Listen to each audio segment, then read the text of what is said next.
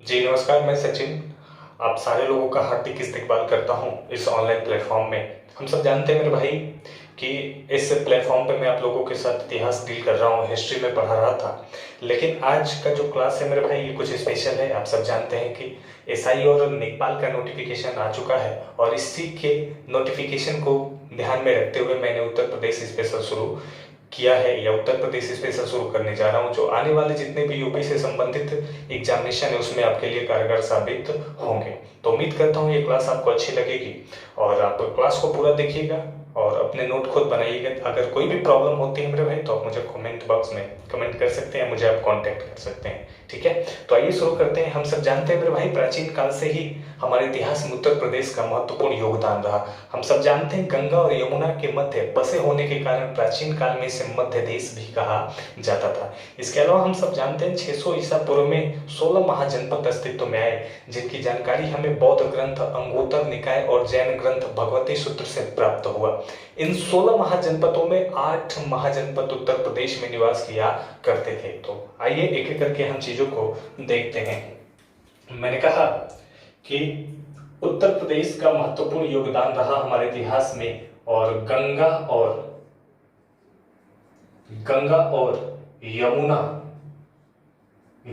यमुना के मध्य मध्य में स्थित होने के कारण इसे प्राचीन काल में मध्य देश कहा जाता था। प्राचीन काल में मध्य देश कहा जाता था। इसके अलावा मैंने बताया कि 600 ईसा पूर्व के 16 महाजनपद अस्तित्व में आए, जिनकी जानकारी हमें बौद्ध ग्रंथ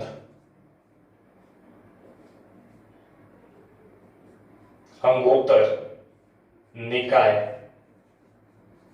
और जैन ग्रंथ भगवती सूत्र से प्राप्त हुआ। ठीक है, मैंने कहा बौद्ध ग्रंथ अंगुत्तर निकाय और जैन ग्रंथ भगवती सूत्र से प्राप्त हुआ। इन 16 महाजनपद में 8 उत्तर प्रदेश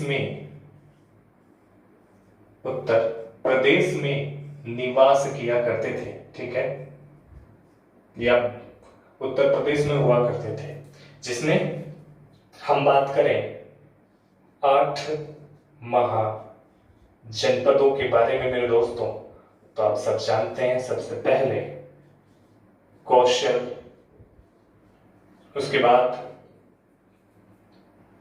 चेदी, पांचाल, कुरु, सुरसेन,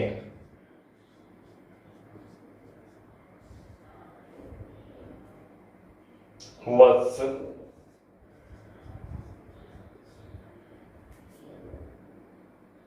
मल्ल, ठीक है, और काशी। ठीक है मेरे भाई, कौशल, चेदी, पांचाल, कुरु, सुरसेन, वत्स, मल्ल और काशी, ये 8 महाजनपद कौशल, चेदी, पांचाल, कुरु, सुरसेन, वत्स, मल्ल और काशी, ये 8 महाजनपद उत्तर प्रदेश में निवास किया करते थे। और इनमें से हम सब जानते हैं कि सबसे प्रसिद्ध हुआ करता था काशी, और इस काशी की राजधानी हुआ करती थी वाराणसी। और आप सब जानते हैं मेरे दोस्तों कि वाराणसी एकमात्र, ठीक है ना, वाराणसी विश्व का एकमात्र जीवित शहर है। यानी कहने का तात्पर्य कि ये जो वाराणसी है प्राचीन काल से कभी नष्ट नहीं हुआ एकमात्र जीवित शहर माना जाता है वाराणसी। इसके अलावा हम सब जानते हैं कि इस वाराणसी में 84 घाट हैं, 84 घाट हैं और इन 84 घाटों में सबसे प्राचीनतम घाट,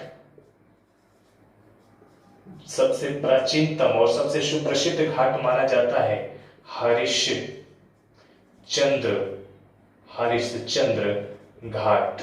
ठीक है, हरिश्चंद्र घाट। और ये हरिश्चंद्र घाट मैसूर घाट और गंगा घाट के मध्य है। मैंने कहा कि कुल 84 इंपॉर्टेंट घाट हैं, ठीक है ना, लगभग 84 घाट हैं, जिनमें से सबसे प्राचीनतम हरिश्चंद्र घाट माना जाता है जो गंगा और मैसूर घाट के मध्य में स्थित है। ऐसा कहा जाता है हिंदू मान्यताओं के अनुसार कि अगर इस घाट पे किसी भी व्यक्ति का अंतिम संस्कार हो तो उसे मोक्ष की प्राप्ति होती है। इसके अलावा याद रखेंगे कि जो वाराणसी है ये हमारी सांस्कृतिक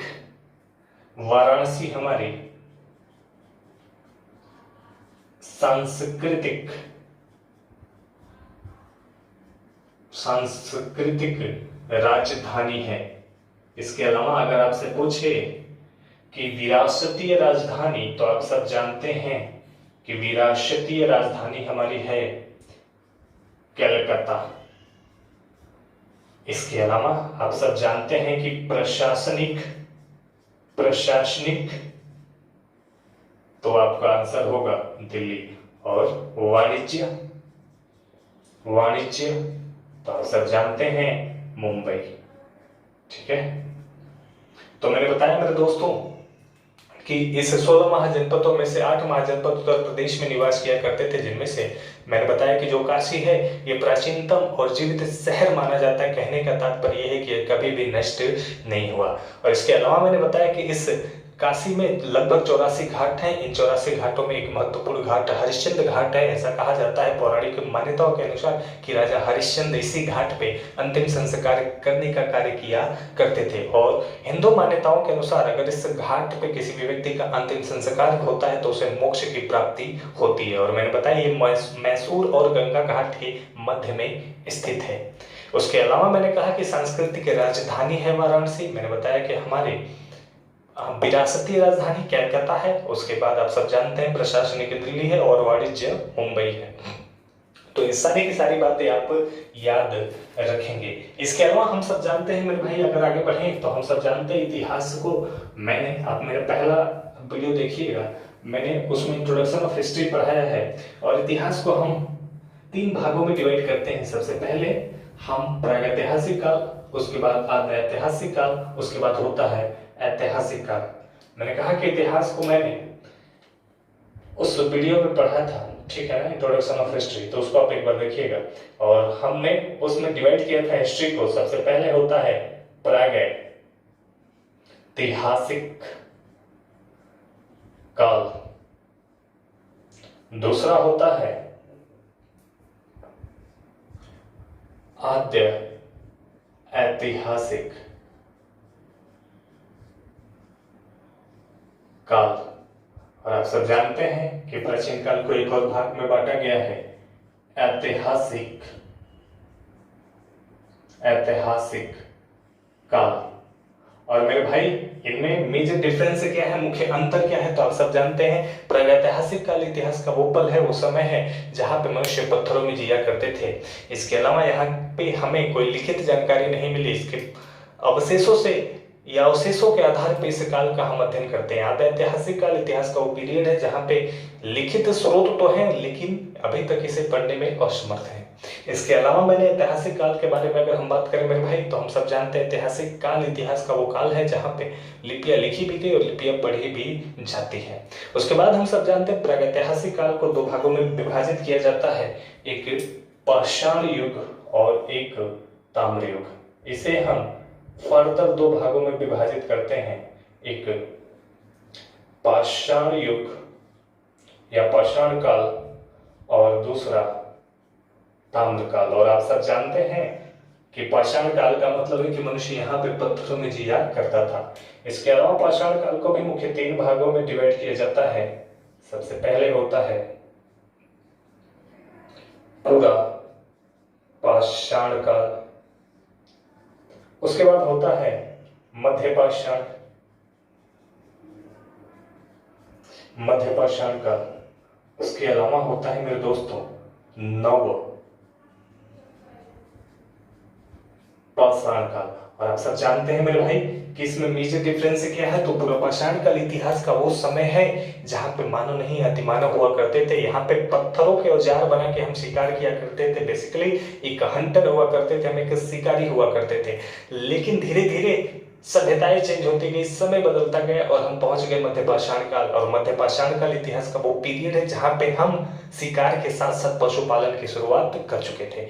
इसके अलावा नवपाषाण काल इतिहास का वो पीरियड है जहां पे हम पशुपालन के साथ साथ मेरे भाई कृषि करने का भी काम शुरू कर दिया था। तो ये सारी की सारी चीजें मैंने डिटेल में पढ़ा रखी हैं, आप हिस्ट्री वाले वीडियो को बेशक देखिएगा। अब हम बात करते हैं उत्तर प्रदेश के पूरा पाषाणकालीन संस्कृति के बारे में कि हमारा उत्तर प्रदेश का जो पूरा पाषाण कालीन सभ्यता रहा वो इतिहास में कैसे महत्वपूर्ण रहा। पूरा पाषाण कालीन सभ्यता के बारे में, ठीक है। और इस पूरा पाषाण कालीन सभ्यता में उत्तर प्रदेश से क्या क्या अवशेष प्राप्त हुए। हम सब जानते हैं मेरे भाई कि प्रयागराज के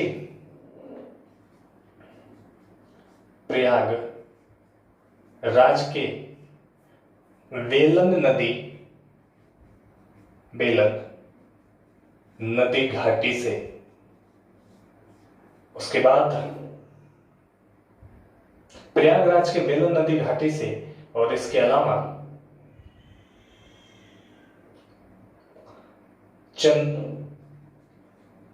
चंदौली के चकिया नामक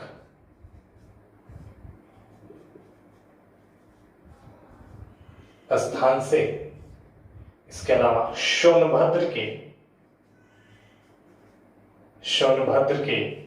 सिंगरौली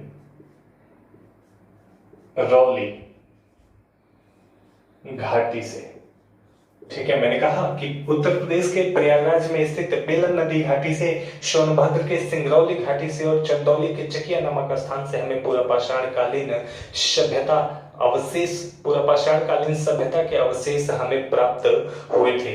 इसके अलावा हम सब जानते हैं कि जो बेलन नदी, याद रखेंगे, बेलन नदी घाटी का खोज और उत्खनन करवाया था इलाहाबाद विश्वविद्यालय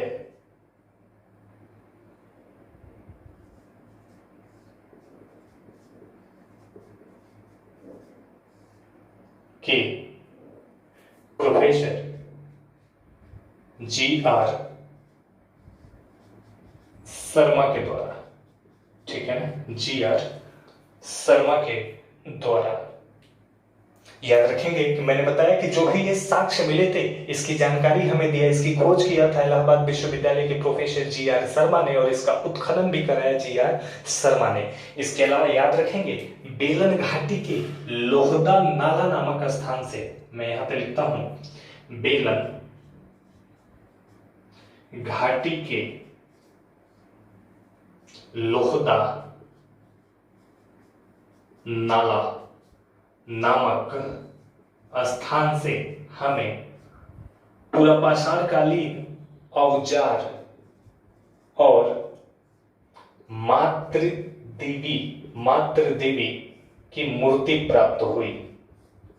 मैंने कहा कि बेलन घाटी के लोहदा नाला नामक स्थान से हमें पूरा पाषाणकालीन औजार और मातृ देवी की मूर्ति प्राप्त हुई थी, ठीक है मेरे भाई। इसके अलावा इन सारे के सारे स्रोत, जो भी स्रोत हमें प्राप्त हुए, इन स्रोतों को हमने जब इन स्रोतों पे स्टडी किया, अध्ययन किया, तो इस नतीजे पे हम पहुंचे कि इस काल में आग की खोज तो थी लेकिन आग की जानकारी या आग के इस्तेमाल का स्रोत हमें नहीं मिला। तो याद रखेंगे इस काल में आग की खोज थी लेकिन इसका इस्तेमाल के बारे में हमें नहीं पता था।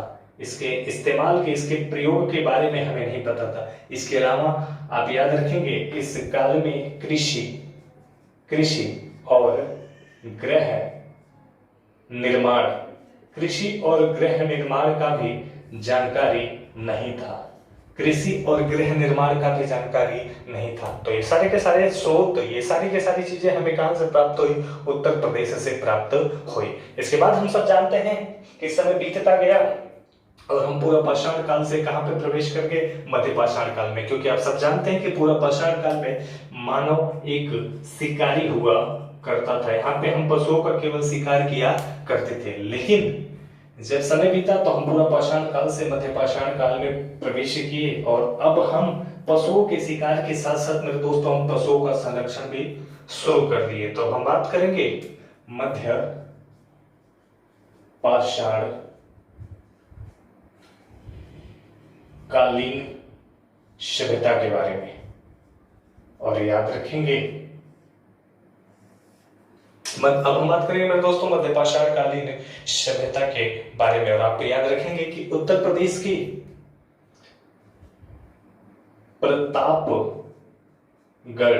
प्रतापगढ़ जिले के सरायनाहर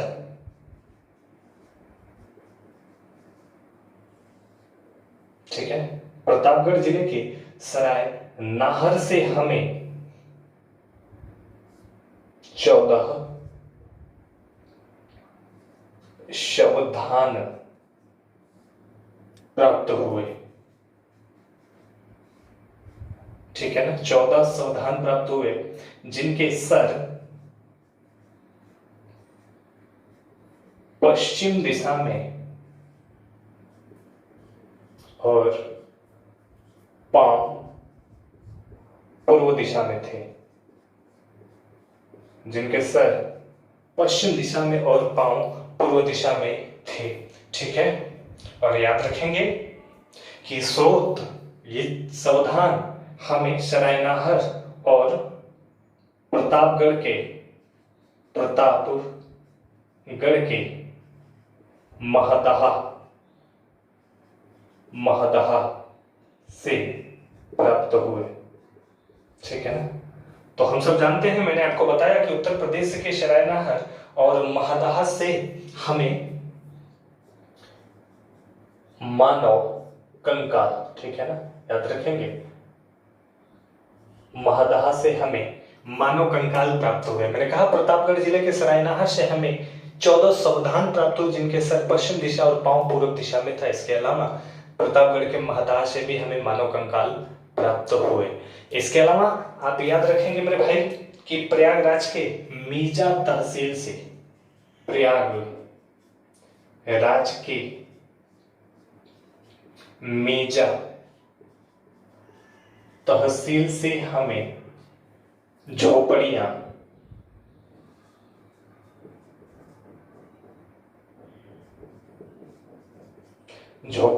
और मिट्टी के बर्तन प्राप्त हुए।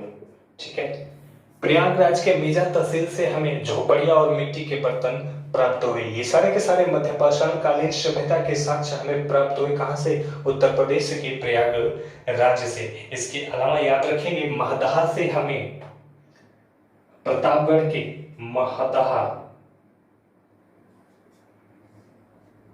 से हमें सील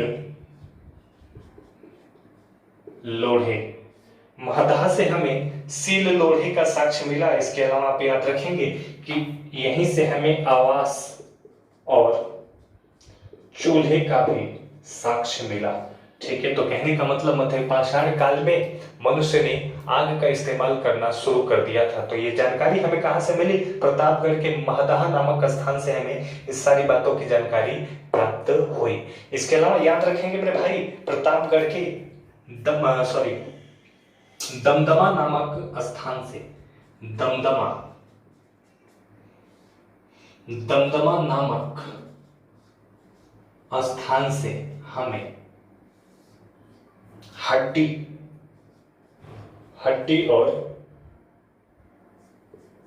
सिंग के औजार और आभूषण प्राप्त हुए। पूरा मध्य पाषाण काल में हमें दमदमा नामक स्थान से, और ये दमदमा है कहाँ पे तो आप सब जानते हैं, मैंने अभी बताया कि ये कहाँ पे है, प्रतापगढ़। तो प्रतापगढ़ के दमदमा नामक स्थान से हमें हड्डी, सिंह के औजार और इनके आभूषण प्राप्त हुए। तो मध्य पाषाण काल में ये सारी की सारी बातें हमें कहाँ से प्राप्त हुई, उत्तर प्रदेश से। मेरे दोस्तों, मैं केवल उत्तर प्रदेश से संबंधित बातें आपको बता रहा हूँ, ठीक है। इसके बाद हम सब जानते हैं कि मध्य पाषाण काल के बाद कौन सा युग आया, नवपाषाण काल, क्योंकि हमने नवपाषाण काल में खेती बाड़ी करना शुरू कर दिया था। और आप सब जानते हैं कि नवीनतम खोजों के आधार पे कृषि करने का पहला साक्ष्य हमें मिला है उत्तर प्रदेश के संत कबीर नगर से, संत कबीर नगर से। और संत कबीर नगर में भी आप सब जानते हैं एक स्थान होता है लहुरा देव। तो लहुरा देव से हमें प्राचीनतम कृषि करने का साक्ष्य प्राप्त हुआ। तो हम बात करेंगे नवपाषाण काल के बारे में, ठीक है। नव पाषाण काल, और मैंने कहा कि नवीनतम खोजों के आधार पे सबसे प्राचीनतम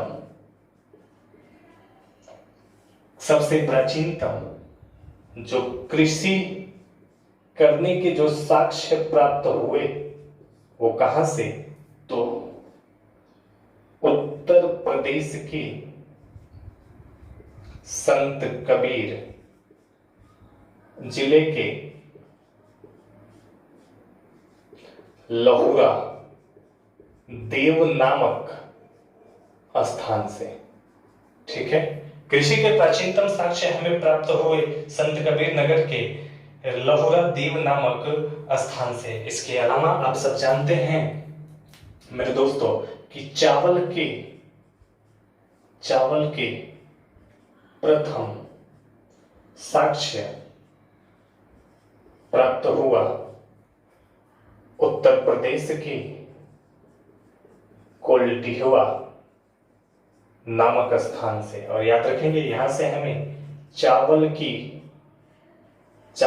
भूसी प्राप्त हुई थी, ठीक है, चावल की भूसी। तो मैंने कहा कि सबसे प्राचीनतम कृषि का स्थान हमें प्राप्त हुआ संत कबीर नगर का, संत कबीर जिले का लहुरा देव नामक स्थान। इसके अलावा मैंने बताया कि प्रयागराज के कोल्डिहवा नामक स्थान से हमें सबसे पहले चावल की खेती के साक्ष्य प्राप्त हुए, यहाँ से हमें चावल की भूसी प्राप्त हुई। ये सारी की सारी चीजें हमें प्राप्त हुई कहां से, उत्तर प्रदेश से। इसके अलावा आप याद रखेंगे कि उत्तर प्रदेश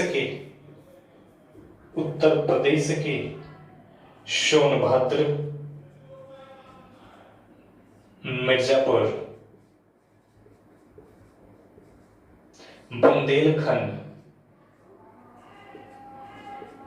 बुंदेलखंड, इसके अलावा आप याद रखेंगे प्रयागराज से हमें नवपाषाण कालीन औजार और हथियार प्राप्त हुए, तो मैंने कहा कि उत्तर प्रदेश के सोनभद्र, मिर्जापुर, बुंदेलखंड, प्रतापगढ़, प्रयागराज से हमें नवपाषाण कालीन औजार प्राप्त हुए। इसके बाद हम सब जानते हैं कि हम नवपाषाण काल के बाद हम कहां पे पहुंच गए, आद्य ऐतिहासिक काल में। क्योंकि हम जब कृषि करना शुरू किए तो हमारे अंदर सभ्यता आई, और जब हमारे अंदर सभ्यता आई तो थोड़ा सा हमारा विकास हुआ, और जब हमारा विकास हुआ तो हम लिपियां लिखनी शुरू कर दी, और जब लिपियां लिखनी शुरू कर दी तो हम पहुंच गए आद्य ऐतिहासिक काल में। और इस आद्य ऐतिहासिक काल में मेरे दोस्तों हम सब जानते हैं कि हम दो सिविलाइजेशन को पढ़ते हैं, एक वैदिक सभ्यता और एक सिंधु घाटी सभ्यता या हड़प्पा सभ्यता। लेकिन इससे पहले हम सब जानते हैं कि मैंने एक और काल के बारे में आपको बताया, ताम्र युग। और आप सब जानते हैं कि मनुष्य ने सबसे पहली धातु ही कौन सी खोजी थी, तांबा खोजी थी। और तांबा को ही सबसे पहले क्यों खोजा गया, तो आप सब जानते हैं तांबा को ही सबसे पहले इसलिए खोजा गया क्योंकि तांबा सबसे हल्की धातु है। तो हम बात कर लेते हैं पहले ताम्र युग के बारे में, ताम्र युग के बारे में, ठीक है ना। ताम्र युग, तो आप याद रखेंगे उत्तर प्रदेश के आलमगीरपुर और आलमगीरपुर कहाँ पे है? मेरठ में। आलमगीरपुर में हिंडन नदी के किनारे और सहारनपुर के बड़ा गांव और हुलास से हमें तांबे के साक्ष्य प्राप्त हुए थे। मैंने कहा उत्तर प्रदेश यानी मेरठ के आलमगीरपुर से हिंडन नदी के किनारे और सहारनपुर के बड़ागांव और हुलास से हमें तांबे के साक्ष्य प्राप्त हुए थे। इसके बाद मेरे दोस्तों हम पहुंच जाते हैं कहां पे? आद्य ऐतिहासिक काल में। और आद्य ऐतिहासिक काल में हम सब जानते हैं कि इसमें हम अपने देश की सबसे बड़ी 2 सिविलाइजेशन को पढ़ते हैं। सबसे पहले इंडस वैली सिविलाइजेशन या सिंधु घाटी सभ्यता, और जिसका समय पीरियड रहेगा 2500 बीसी से 1750 तक, और इसे हम हड़प्पा सभ्यता भी कहते हैं। और इस हड़प्पा सभ्यता का टाइम पीरियड रहता है 2500 से 1750 तक। और याद रखेंगे इस हड़प्पा सभ्यता का सबसे पूर्वी स्थल आलमगीरपुर। इस सभ्यता का सबसे पूर्वी स्थल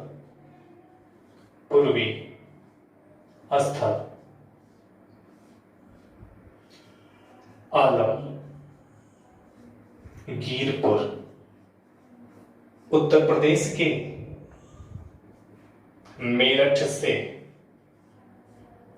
मेरठ में हिंडन नदी के किनारे प्राप्त हुआ। और उसके बाद याद रखेंगे यहीं से हमें मानव के द्वारा कपास की खेती के साक्ष्य प्राप्त हुए। तो 2 बातें मैंने बताया।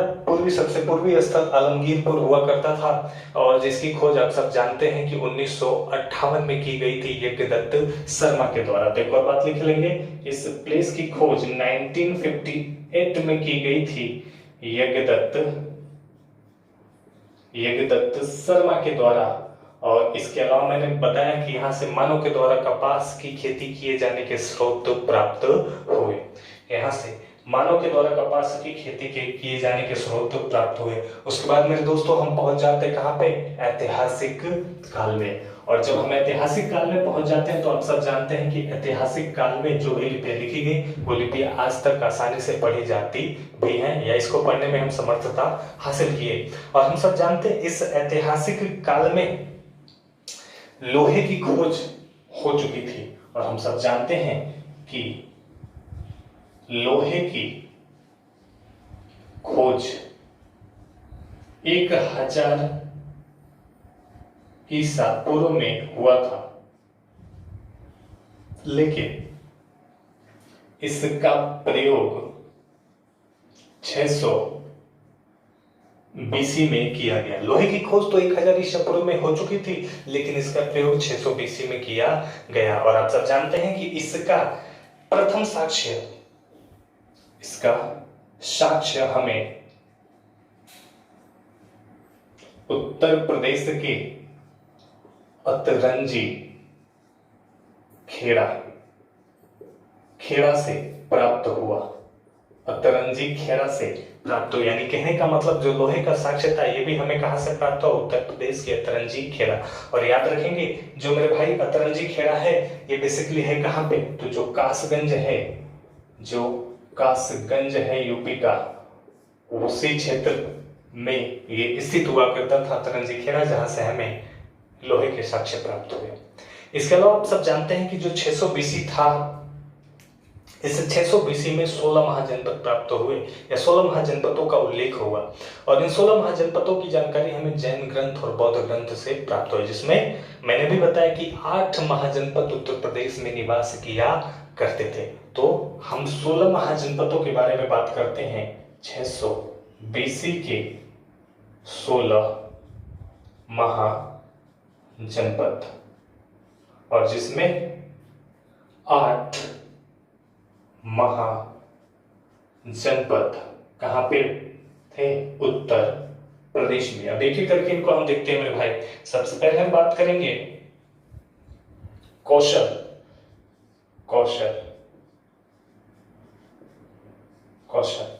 और याद रखेंगे जो कौशल था इसका विस्तार या ये वर्तमान का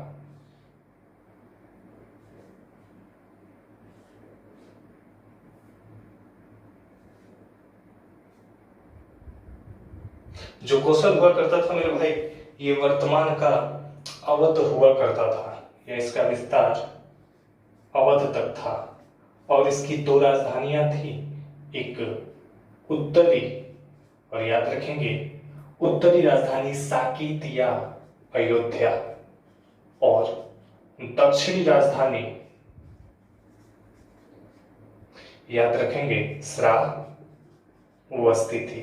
ठीक है, तो मैंने कहा कि जो पहला या जो मैंने इंपॉर्टेंट महाजनपद बताया, कौशल बताया, जिसका विस्तार अवध वाले क्षेत्र में हुआ करता था, जिसकी 2 राजधानियां, उत्तरी राजधानी कौशल उत्तरी राजधानी अयोध्या और दक्षिणी राजधानी श्रावस्ती हुआ करती थी। और याद रखेंगे कि इस अयोध्या को साकेत के नाम से भी जाना जाता है। उसके बाद दूसरा कुरु और याद रखेंगे आधुनिक दिल्ली और मेरठ, इसका विस्तार कहां तक?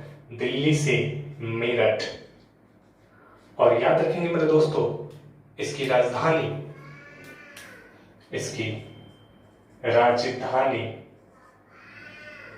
इंद्रप्रस्थ हुआ करती थी, इंद्रप्रस्थ हुआ करती थी। ठीक है, उसके बाद जो अगला महाजनपद होता है मेरे भाई पांचाल। और याद रखेंगे जो पांचाल है आधुनिक बरेली, बदायूं और फर्रुखाबाद। ठीक है, बरेली, बदायूं और फर्रुखाबाद और इसकी 2 राजधानियां हुआ करती थी, एक उत्तरी राजधानी जो हुआ करती थी अही छत्र और दक्षिणी राजधानी हुआ करती थी कामपिल्य। ठीक है, उत्तरी राजधानी यही छत्र और दक्षिणी राजधानी हुआ करती थी कामपिल्य। उसके बाद याद रखेंगे सूरसेन और जो आधुनिक मथुरा है वही क्या कहलाता था? सूरसेन। ठीक है, अगला महाजनपद सूरसेन और याद रखेंगे जो आधुनिक मथुरा वाला क्षेत्र है वही सूरसेन कहलाता था और इसकी राजधानी कहां पे? मथुरा। ठीक है, उसके बाद मल्ल और याद रखेंगे मल्ल महाजनपद जो गोरखपुर और देवरिया वाला क्षेत्र है वही क्या कहलाता था? मल्ल। और इसकी राजधानी हुआ करती थी कुशीनगर और पावापुरी।